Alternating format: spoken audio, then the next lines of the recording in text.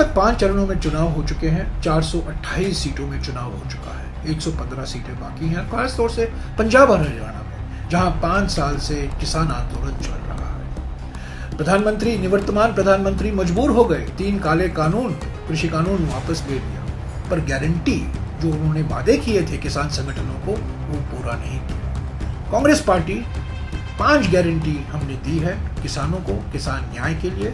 इसमें से 2 मुख्य हैं। पहला तो ये है कि हम एमएसपी को कानूनी दर्जा देंगे, एक कानून बनाएंगे, विशेष कानून बनाएंगे, पारित कराएंगे लोकसभा में और राज्यसभा में, और स्वामीनाथन आयोग की सिफारिश के आधार पर ही हम एमएसपी तय करेंगे, यानी कि संपूर्ण खेती की लागत और उसको 1.5 गुना बढ़ाकर उस तक पर एमएसपी लागू होगा। दूसरा गारंटी है कर्जा माफ।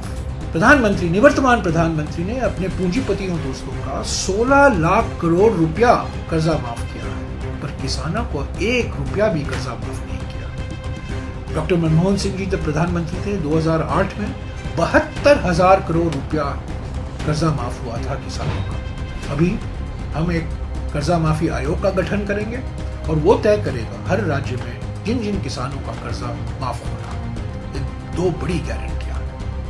तीसरी बात यह है कि कुछ ही दिन पहले केंद्र सरकार की ओर से एक खत गया था सभी मुख्य सचिवों को कि जो पराली जलाते हैं, खासतौर से पंजाब और हरियाणा में, उन पर उनको एमएसपी का फायदा नहीं पहुंचना चाहिए। ये बिल्कुल किसान विरोधी कदम है। हम इसका पूरा खंडन करते हैं और हम आश्वासन देते हैं कि सभी किसानों को एमएसपी लागू होगा। अंत में मैं ये कहूंगा कि भूमि अधिग्रहण कानून जो 2013 में पारित किया गया था, किसानों के हित में था। जबरदस्ती भूमि अधिग्रहण नहीं था, 4 गुना मुआवजा किसानों को मिलना था।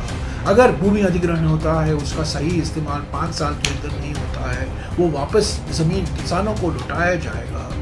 ये सब कमजोर किए गए हैं नरेंद्र मोदी की ओर से। नरेंद्र मोदी की सरकार ने उस भूमि अधिग्रहण कानून, क्रांतिकारी प्रगतिशील 2013 का भूमि अधिग्रहण कानून को पूरे तरीके से खत्म करने की साजिश रची।